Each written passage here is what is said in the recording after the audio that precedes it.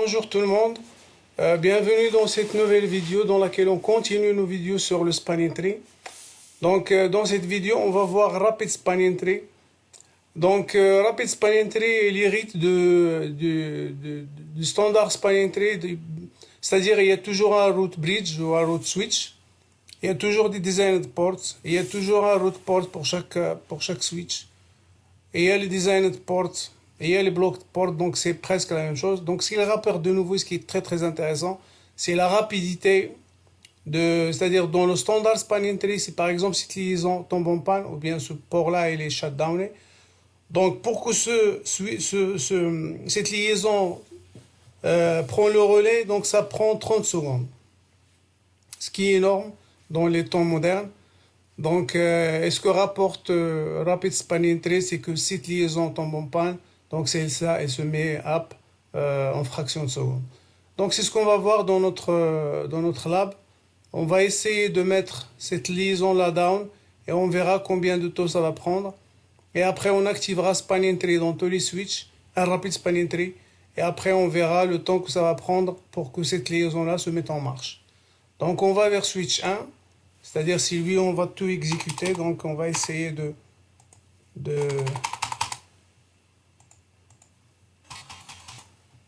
Pardon, il y a un blocage. Donc,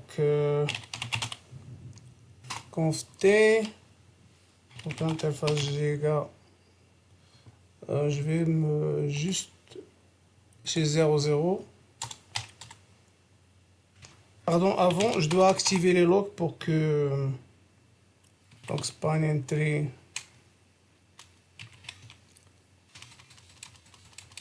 pardon, debug, spanning tree events. Donc on active les logs pour qu'on puisse voir ça, c'est-à-dire de plus près. Donc interface Giga Ethernet 00. Donc on va mettre shutdown. Donc on verra le temps que ça va prendre. Donc voilà, il passe en mode listening à 54-50.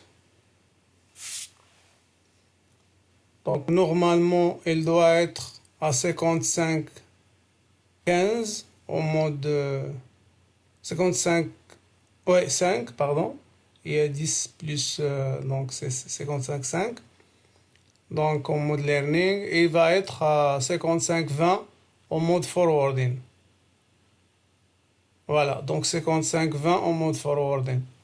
Donc vous voyez le temps que ça prend.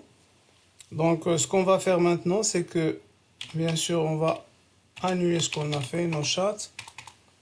Donc et on verra donc on va activer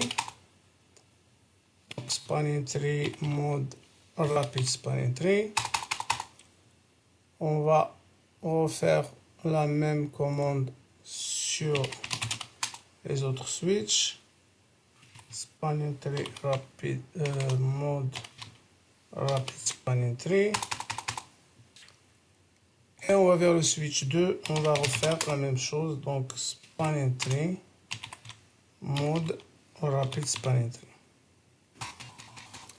Rapid PVST pour VLAN Spanning Tree. Donc maintenant on va revenir vers notre donc interface Giga 00. Donc on va mettre shut. Donc vous voyez, c'est en fraction de seconde. Pardon, je vais un debug.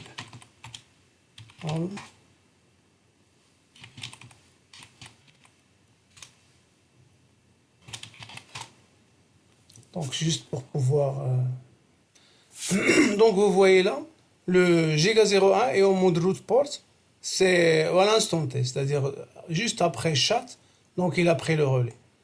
Donc c'est presque l'instant T, donc il n'y a pas de temps perdu. Alors que dans l'ancien spanning tree, le standard, donc ça prend 30 secondes, ce qui est énorme dans les temps actuels. Donc c'était une vidéo bien sûr pour le Rapid Spanning Tree, donc qui était très bref. J'essaie de focaliser surtout sur un lab. Comme ça, vous verrez bien, c'est-à-dire ce que rapporte de plus le Rapid Span Entry par rapport au standard Span Entry.